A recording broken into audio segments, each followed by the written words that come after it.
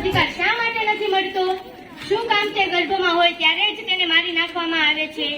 શું કામ તે જન્મે ત્યારે શોક મનાવવામાં આવે છે? શા માટે દિવસે ને દિવસે સ્ત્રીઓનું સંખ્યાનું પ્રમાણ ઘટતું જાય છે? આનો જવાબ છે તમારી પાસે?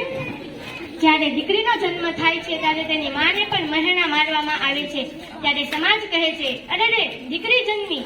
દિવસે ને દિવસે સ્ત્રી ભ્રૂણ હત્યાનું પ્રમાણ વધતું જાય છે. કાશ્મીરથી કન્યાકુમારી સુધી ભારત માતા દીકરીના લોહીથી રંગાયેલી છે. 2001ની વસ્તી ગણતરીના આંકડા મુજબ દર 1000 પુરુષે સ્ત્રીઓનું સંખ્યાનું પ્રમાણ 933 જ છે.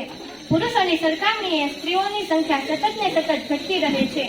દીકરા દીકરીની સંખ્યાનું અસમતુલનાનું મુખ્ય કારણ સ્ત્રી ભ્રૂણ હત્યા. આજે સોનોગ્રાફી મશીન દ્વારા ગર્ભવતી સ્ત્રીને જાતિ પરીક્ષણ કરાવડાવી જો દીકરી હોય તો તેને ગર્ભમાં જ મારી નાખવામાં આવે છે. આમ કુમળી ફૂલ જેવી દીકરીની માતાની કોખમાં જ હત્યા એટલે સ્ત્રી ભ્રૂણ હત્યા.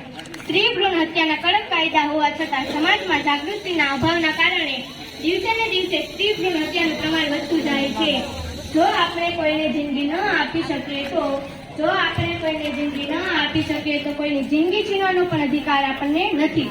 યા દેવી સર્વભૂતેષુ શક્તિ રૂપેણ સંસ્થિતા નમસ્તસ્તે નમસ્તસ્તે નમસ્તસ્તે નમો નમઃ.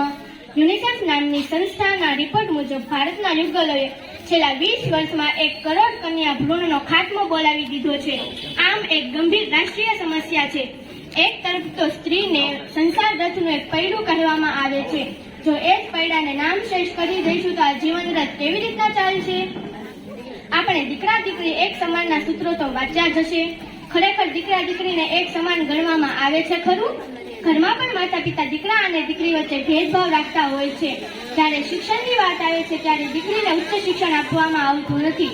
તારે ભણીને શું કરવું? તારે તો સાસરે જવાનું છે એવું જ કહેવામાં આવે છે. એક લેખકે કહ્યું છે, વાત શિક્ષણની આવતા પ્રથમ દીકરાને સ્થાન અપાય છે. વાસણ કપડાં રાંધવું સહુ કામ દીકરીને અપાય છે. પ્રવર્તમાન સમયમાં અનેક સંઘર્ષોનો સામનો કરીને પણ આજની સ્ત્રીઓ આગળ વધી રહી છે. Kalpana Chawla, Mother Teresa, Sunita Williams, Kiran Bedi વગેરે નારીઓએ અનેક સંઘર્ષોનો સામનો કરીને પોતાનું અસ્તિત્વ જાળવ્યું છે. તે નોકરી કરે છે, ઘર સંભાળે છે, બાળકોની કાળજી લે છે, વડીલોને માન આપે છે, માન મર્યાદા પણ જાળવે છે. તે પોતાના પતિને પણ સહાયરૂપ છે. નારી તો મમતાની મૂર્તિ છે, કરુણાનો સાગર છે, ઘરની શોભા છે, દરેક માતા પિતાનો શ્વાસ છે. તો આવી દીકરીઓ કોને ના ગમે?